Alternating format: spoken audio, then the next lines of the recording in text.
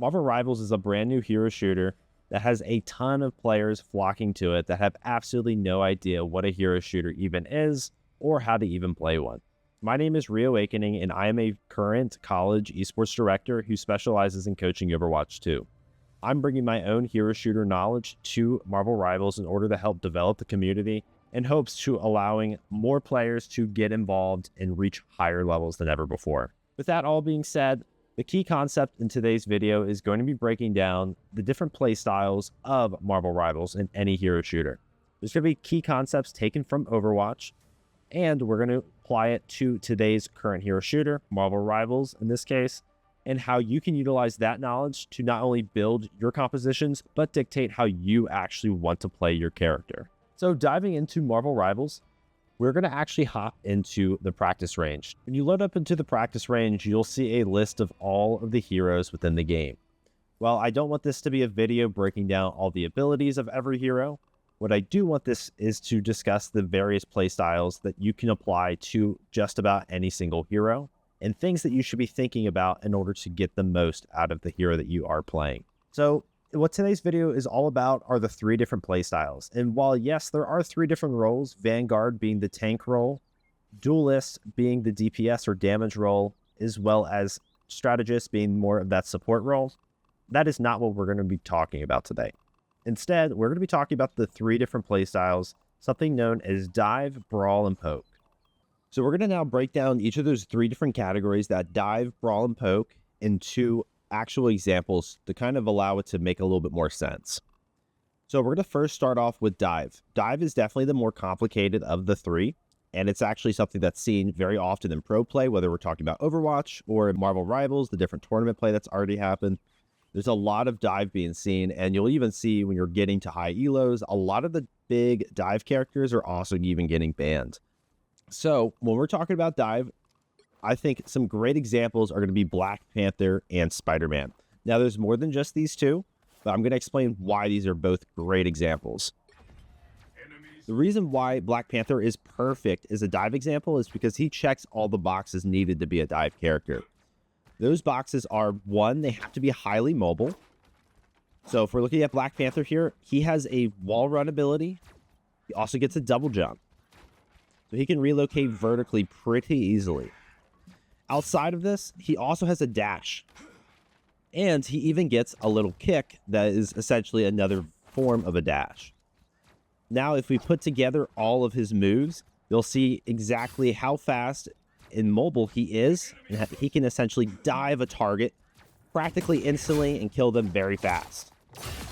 So for certain characters, especially when we're talking about that Poke, which we'll get to in a little bit, it's going to be very difficult for them to deal with a character moving at such high velocity. Now, just for another example, let's do Spider-Man. Spider-Man is also very much a Dive character, and that's exactly the same reasons. He is highly mobile. Look how fast I can move around the map, as well as he also has that high burst potential.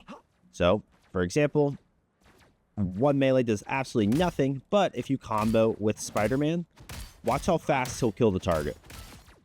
Spider Fist is ready to punch. Out there, headed our way. That's 3.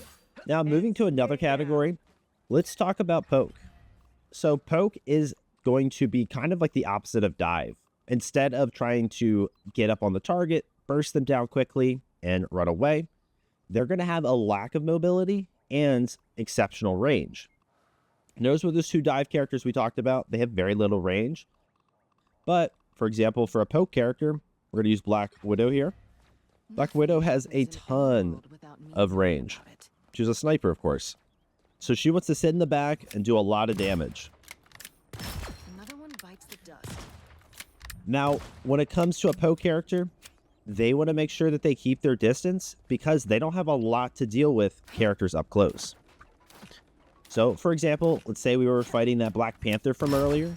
We're going to really struggle to be able to shoot them. Imagine a character, zipping back and forth, and you're trying to essentially flip your camera and flip your crosshair and hit that target accurately. It's going to be very difficult. And so, Dive in this case is going to be a huge counter to Poke. Now, next, we're going to kind of discuss, so what's poke actually good against? Well, they're good against targets that are far away, that they can shoot down and whittle out before they ever even reach them. And in the contrary, poke is exceptionally good against brawl characters. Now, a brawl character is somebody who's going to want to fight up close. They don't necessarily have the same mobility that a dive character will have, but they're going to have very good survivability typically, and they can do a lot of damage if they stay within their close effective range. So in this case, I'm playing Thor, a melee character, and notice he doesn't necessarily have great range to do a lot of damage. Well, yes, he does get this awaken ability, which will allow him to shoot essentially these little lightning strips, and that does a lot of damage. But try to hit these from afar, and there's even damage drop off. That's going to be much more of an issue. Now, where's Thor really strong at? It's right up close. So watch how fast I can kill a target when I'm really close.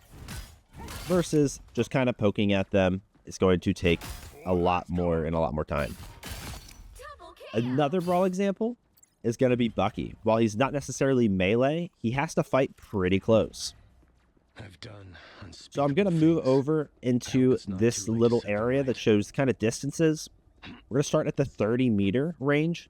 If I watch, it's going to take me potentially 3 or 4 shots, assuming I don't hit all headshots. Well, if I'm playing up close, it's going to take me only 3 shots. We'll move into the headshot range, and this is me using 0 abilities. I can 2-tap around 15 meters. Nothing personal. At 20, I can 2-tap. But once I get to 30, it now becomes a 3-tap with only headshots. So you can kind of see the effective range of Bucky is going to be very limited because of that damage drop-off, as well as he does have a projectile gun. So if I'm shooting a target from far away, I'm going to have to lead my shots.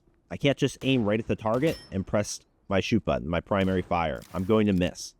So it makes it a lot more difficult shooting further away targets, which is another reason why you're not going to want to play Bucky way in the back. And you're going to lose against those poke characters. Characters such as Hela, we talked about Black Widow earlier, or even Hawkeye. All right, so we're going to hop over to Microsoft Paint to kind of give you guys a visual on how this all works. Just to say very forward, this is going to look like a 4-year-old made it.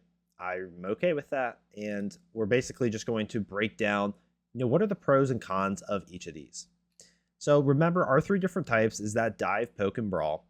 And they work kind of in a triangle. If you've ever played Pokemon before, it's just like having super effectiveness and weakness for certain moves and certain types of Pokemon. And that's exactly how these work as well.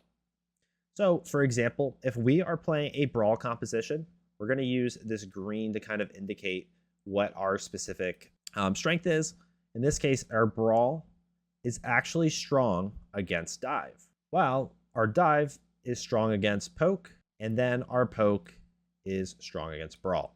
So understanding that rotation, or if you need to add a visual, hopefully this doesn't clutter things, but if it's red, it's weak against. So dive is weak against brawl. We have our brawl is weak against poke, and our poke is weak against dive. Understanding these 3 different types, understanding what category the heroes you play are fitting within, what your team is able to do, allow you to kind of realize, hey, am I at a disadvantage, or do I need to kind of switch things up? If you are in the advantage, that's even something that you could take advantage of. So think of, all right, who is a dive character while I'm a brawl hero, or probably even stronger, who's a poke hero when I'm playing dive? That's a hero I can probably attack, especially if they're isolated. Now, let's try to break this down into some pros and cons. Maybe this will also offer some visualization to help kind of learn why do we choose, or how do we know what our hero is and what we're good at. So we're going to actually clear this out. We're just going to open up a new one. And beyond that, we're going to, again, list our different types. So let's start off with dive. If you remember, what makes up a dive character is they are highly mobile, so that is a strength of theirs. They also have high burst potential. Now, what is a weakness? Well, typically a weakness of a dive character is going to be long drawn out fights due to having very limited cooldowns. or longer cooldowns. I'll say that they are kind of cooldown dependent. For example, if I use Black Panther and I have to keep resetting my dash, or if I'm not going to get the kill, I need to be able to get out. If I mess up my dash just a little bit, if I get stunned, anything of that nature, then I am essentially a sitting duck. I have no time in order to get out. I have no ability to get out. And so that makes me really, really vulnerable. So maybe we'll put that vulnerable to stuns. And then our last one here is going to be, we are very generally poor range or lack of range. If we had it all, if we had great range and we had high burst potential and we were super mobile, we would be unstoppable. But because of that vulnerability to stuns being very cooldown dependent and that lack of range is what makes us kind of struggle very much so versus those brawl compositions. Now, brawl, if you remember, is going to be kind of like Wolverine, Thor, those people that want to fight up close, Bucky being another one. And in those compositions, we are going to see we are strong up close, generally have more health. I'd say more health slash more protection. We might even have CCs on top of that, or what those are, if you're not familiar with the CC, is that's basically like any stuns, slows, ways to essentially impact the movement of others. Now, what are we going to be poor against? Well, our weaknesses, there's even going to be a little bit of some overlap. Typically, brawl, we have lack of range, as well as we have our lack of mobility. Now, you may be wondering, hey, didn't you say that Wolverine was considered a brawl? Somebody like that. Well, yes, he is a brawl, and he does have a dive move that lets him, take a tank or take somebody cross map, essentially. What sucks with that move is because there is no reset, it doesn't allow him to dash through somebody and reset. If he uses that to dive, to actually engage in the fight, he has absolutely no get out of jail free card. So in that case, that lack of mobility, that lack of having another move set essentially leaves him to be super vulnerable, and you can't use that as an offensive tool to dive unless you are absolutely certain you are going to get that kill. So that lack of mobility would be a weakness of Wolverine.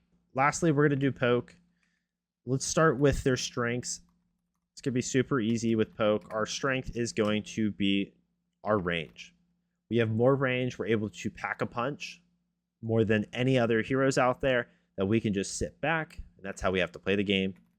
While our weaknesses are going to be up close. We can't fight people up close because that makes it really difficult for us to hit our shots. We also lack mobility tremendously, even more so than those brawl heroes. And because of that, it makes us kind of a sitting duck if dive heroes get on top of us, or even brawl, but we can counter our brawl because we can just keep walking back, and they also lack their mobility. And that's pretty much it. This hopefully will simplify, what is considered dive, how can we figure out what box does our hero fit in, and then lastly, what do I know I'm good at, what am I worse against? Again, with those arrows, my dive is stellar if I am facing a poke hero. Wrong color, we'll do green for super effective. Well, then our poke is great against those brawls, and our brawl is good against those dives. So kind of understanding that cycle of things, understanding who has the advantage, what heroes are playing what type of playstyle, and being on the same page as a team is really, really important. I can't be expecting my brawl or my poke teammates to follow up on my dive, so I'm going to have to play a lot closer to my actual team. All right, that's it for the video. Hopefully you guys learned something. I definitely think that learning dive, poke, and brawl was something massive for myself when I started to learn Overwatch. And it's definitely something where I'm still keeping in mind as I'm building my team compositions. I'm going through ranked play. I'm kind of looking, what can I do? How can I use those concepts behind how I should be playing?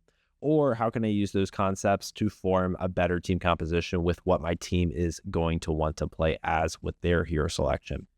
Feel free, let me know what you thought. If you learned anything, let me know in the comments.